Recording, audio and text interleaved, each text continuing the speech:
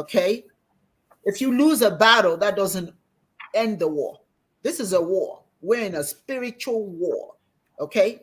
Because even the threat of uprisings in, these coups, that has really shaken up the Europeans.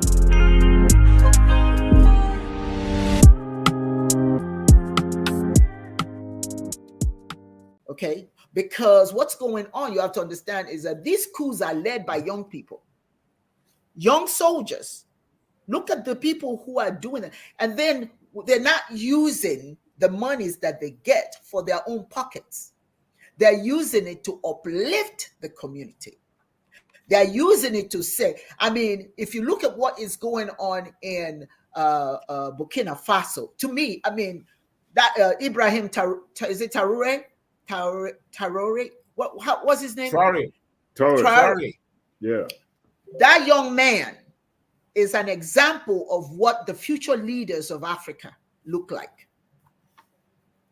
You see, we don't have any problems with Europeans being European in their countries. That my father says, Floriat, do you? But you cannot say that what you enjoy in your country, that we can't enjoy it.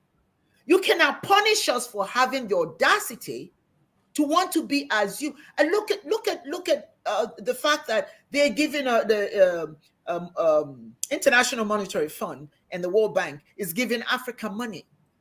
For what?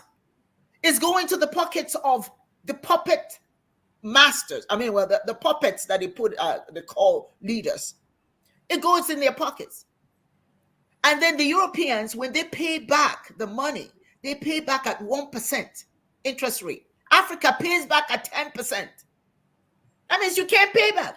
You can never pay back. It's orchestrated on purpose that you stay where you are. And when you have the audacity to raise your head and say, get your foot off my neck, that's when all of this confusion starts. They keep the confusion going, and of course, unfortunately, like you said earlier, the powerful tool in the hands of an oppressor is the mind of the oppressed. When you get these rulers thinking more about their pockets, the fact that their people is fighting for air, fighting for survival, doesn't mean anything to them. It's about who's going to get the money. People, remember something. It's not even just about power. It's about money. Who's going to get all this money? When they're giving you, when they're giving you millions and millions and billions of dollars that they know you can't pay back, and you have to use as resources as collateral, they know you can't pay that stuff back. And as long as you can't pay it back, and they give money to these people who are only interested in investing in their own interest and their family and all of that, the poor man is suffering and suffocating, and sooner or later he's going to come up for air, and then that's when you want to squash him. We got military stations all over Africa. Why are those people there? Have we even stopped to ask, why do we have all that military presence on the African continent? Why are those not? Who are they? What is that for?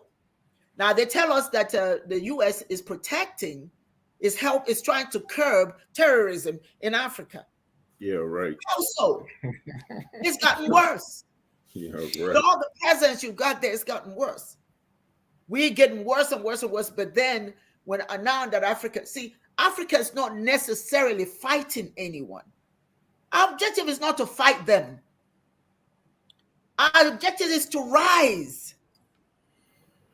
But we're not allowed to do that. And like you said earlier, spirituality is our ticket out of this whole doldrum. Our spirituality, because that's what opens our minds and opens our eyes and ears. We can hear correctly. We can see the right things.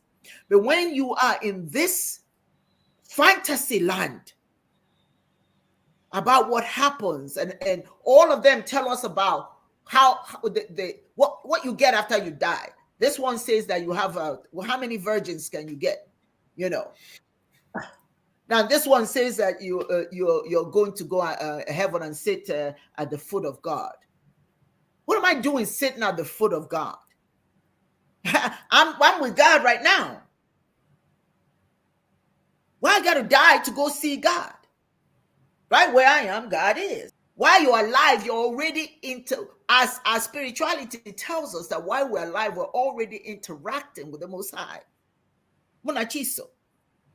So why do we have to die? So as long as our people are in that fantasy mode, fantasy land, going every Sunday, praising and praising and praising and praising, and nothing happens. I was watching a video the other day. This young man just took off his clothes and started burning it. Started burning his church clothes, started burning the Bible. He started burning everything. He said, they've lied to us. We're tired of being lied to. We're not going to take it anymore.